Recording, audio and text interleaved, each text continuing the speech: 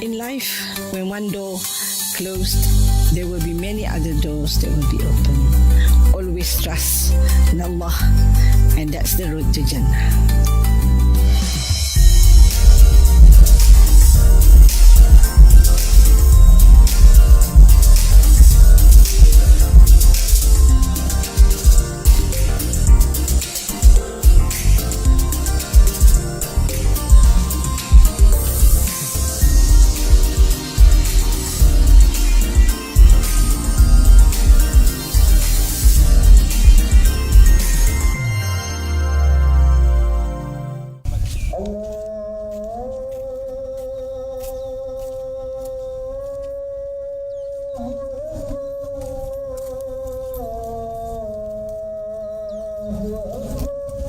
Islam and the Holy Quran was not meant for one people or one age, and accordingly, the scope of its moral teachings is as wide as humanity itself. It offers guidance to all men in all conditions of life, to the ignorant savage as well as the wise philosopher, to the man of business as well as the recluse, to the rich as well as the poor. The awareness of the importance of protecting the rights of women and children is now not only the responsibility of man, but it is also advocated by women themselves. And this week's figure is one of those responsible for implementing it through legal practices. My name is Noor Aziah Mohd Awal. I was born in 1961, 23rd May 1961, and my father was a religious teacher, imam of a mosque. He was an imam in Kampung Bukit Kadir for 25 years, and my mother is a housewife. And I have 8 siblings. Yeah, I'm number 7 out of the 8, and I'm the youngest girl in that way. And basically, I grew up in Nilai, in Kampung Bukit Kadir, and I had all my primary, secondary schooling in Nilai.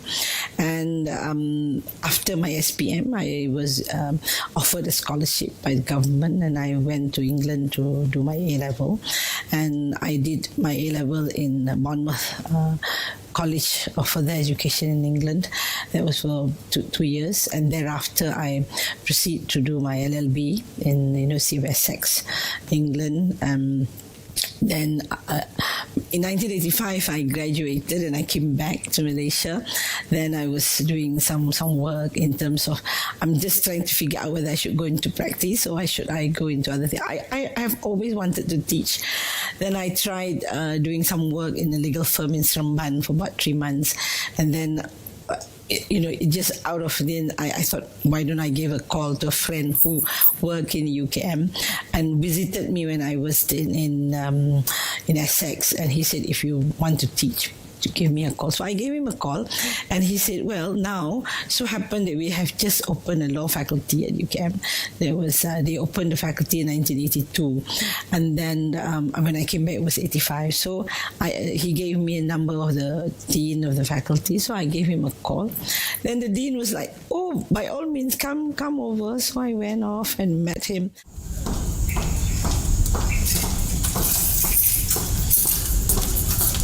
I got married in 1988, and then I have my first daughter in 1989. Then at the end of 1989, I went back to England to do my PhD at University College London. So it's like that. And in 1983, I came back. When I came back, I was pregnant with my second son. I went on maternity leave, and immediately I came back from maternity leave, I was appointed Deputy Dean of the Law School, and thereon it was like, I never stopped. I was with the faculty for 36 years until I retired in 2021. And when I retired, somehow or other I was appointed director of Institute Islam Hadari in 2018, and then 2016 to 2019 I was appointed Malaysian representative to ASEAN Commission for Promotion and Protection of Women and Children, and so I just took the opportunity to enhance my work in women and children. And then as soon as I finished my term, I was appointed Children Commissioner at SUHAKAM in 2019 until 2022. And then in 2022, June, I was reappointed as a Commissioner at SUHAKAM until 2025.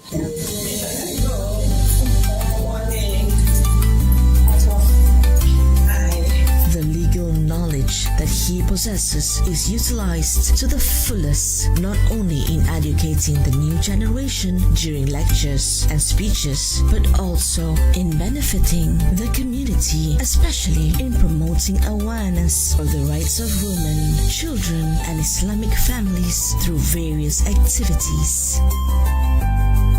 I'm Abdul Halim Siddiq. I'm the husband to Noor Aziah Mohd Awal.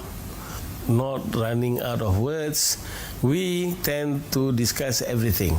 So from bedroom to boardroom, boardroom to bedroom. So all the time we discuss things, and it helps a lot in our career, because things she's not familiar with, she will refer to me. Things which I'm not familiar with, I will refer to her, because she's into this women and child and law, female women and law. I'm into criminal justice and criminology, so it relates, because when she talk about abuse of women, abuse of children, it relates to crime and criminology, criminal justice. So I will advise her accordingly.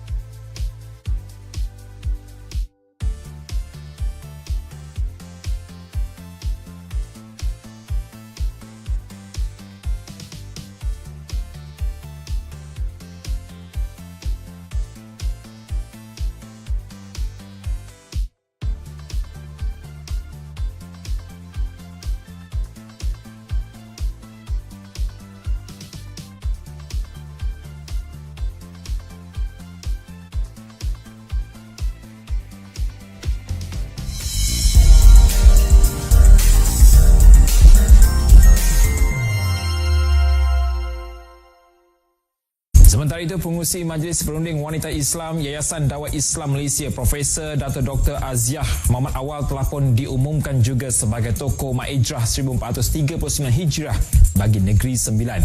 Yang di-Pertuan Besar Negeri Sembilan Tuanku Muhriz Tuanku Munawir berkenan menyampaikan anungan berkenaan dalam majlis sambutan Ma'idrah peringkat Negeri Sembilan di Masjid Negeri Seremban. Her interest in helping the community, especially women and children, is a continuation of her father's efforts, who often extended assistance to those in need. I think when I started to work at the faculty, the subject that I was given was family law. So I was asked to lecture on family law. And then when I was doing that, at that time in 1986, Malaysia has just passed, a lot of the states has just passed their family law enactments for all the states. And for non-Muslim, we passed the law reform, marriage and divorce. So when I was teaching, I have to teach both. So I did it comparatively. And that actually, started my interest in terms of women's rights, looking at how women should apply if they have problem in a marriage, how they can apply for divorce and all that. Well, I think in a way, basically why I contribute to the societies, what I read, what I look at. But I was brought up by my father. My father is an imam, and my house is like a mini court, if you want to call it, because somebody who quarrel with their husband will come to my house. Somebody who have not enough food to eat. That I think has inspired me, and to him it's like, my father always say that if you help someone today, there will be a lot of people that will help you in the future. So it never, maybe it doesn't come back to you, it will come back to your children, to your grandchildren. So always remember that whatever you give out, it will come back to you in many, many ways.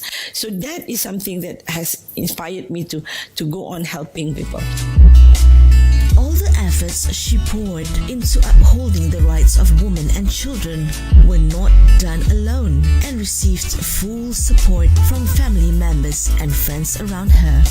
They describe her as someone who is generous with knowledge, willing to share what she knows, and often actively participates in community activities organized at various levels. My name is Rosli bin Rajikan, and I'm currently the Pro Vice Chancellor for Strategy and Corporate Development in University Kebangsaan Malaysia. From my experience, Prof. Dato Aziah is a truly remarkable lady, and she is considered one of the Iron Lady in UKM. She's very committed and dedicated in her area of expertise, that is family law, focusing on mainly women and child rights. So, and she's sort of become a mentor for quite a number of lecturers, young lecturers, and also students. And she's one who always not just giving instructions or just giving suggestion, but she's one who will go down to the field and join activities on site with either her colleagues or her students. So it's something that is truly an interesting experience for me, working together with Dato Aziah. What she advocates for is not rhetorical or merely to establish a reputation. Instead, it stems from a sincere desire to see women and children in this country educated and equipped with sufficient knowledge of their rights and freedoms to ensure that they live in a safe and happy environment as every human deserves. She doesn't drive. She has a license, but she doesn't drive. So I will drive her everywhere. And I used to drive, and then I wait in the car, or I just go somewhere and wait for her. Then I'll pick her up, and then we go for lunch or some meals. And that's the way we do things. And then those were the days when she was working in UKM, I was working in International Islamic University in Tanjaya. I will drop her, and then I go to IIUM in Petaling Jaya, and vice versa. She will wait for me. Hi, my name is Jennifer Isaacs. I'm the Deputy Secretary in charge of Law and Policy Working Group in SUHAKAM. I've been here from 2021, and I've had the privilege of working with Prof Aziah since then till now. So it's about 3 years working with her. Her commitment, I don't think anyone can question. She's very passionate about all that she does. She was the first Children's Commissioner in SUHAKAM appointed, and through her work, she's brought a lot of more awareness on children issues, as well as family and women issues as part of her job. Despite her busy schedule, juggling her role as an educator at the university and concurrently engaging in educational activities related to law, rights and awareness concerning family, women and children, she is seen as wise in managing her time to spend with her family and the people around her. Her schedule, she's a superwoman, and she's involved with not only in SUHAKAM, but she's also involved with a lot in the university, also with her various other positions in different organizations.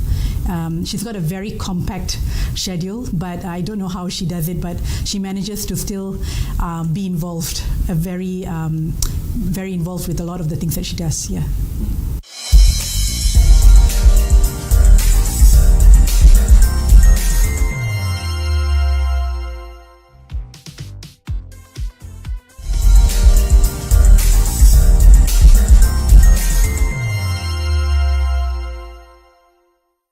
Alhamdulillah, we are here to discuss the various papers, and my topic today, because I know there's 3 of us and we have a limited time, I'm going to discuss about Islamic family laws in Malaysia and overview and current issues, because this is my area which I've researched and studied for a very long time, and I think I will focus on areas of interest which is being discussed currently.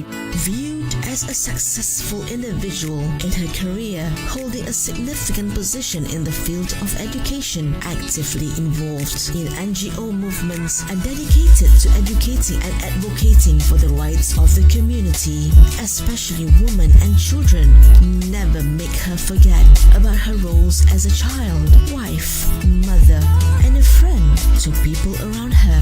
This is the uniqueness of this person who always prioritizes others over herself. Alah, diorang besok lah. Diorang kan dia sihat kan, belajar pandai. Dia belajar luar negeri, mungkin dia tak pernah berpisah dengan mak ayah. Tak pernah pisah. Pergi sekolah, ayah hantar balik jemput. Dia nak pergi luar negeri, mungkin tu dia tanya kakak abang dia, macam mana tu dia. Eloklah tu rezeki kita bang payah nak dapat tu kan. Lama dia pergilah. Tapi dia tiap gaya poso dia balik. Tak pernah dia tak balik. Kalau dia pergi sekolah, nilai tu ayah dia hantar. Dia nak masuk kereta, dia cakap, pergi mak, pergi ya, ni ayah hantar dia ni. Itulah mulut dia. Memang biasalah dia manju. Memang doa lah, kalau dia ni jampung dia pergi Sabah, Sarawak, ke luar negeri ke, dia doakanlah dia selamat pergi, selamat balik, itu je lah. Tak ada lah lain kita, doa ibu kan. Tapi ibu tu sedih.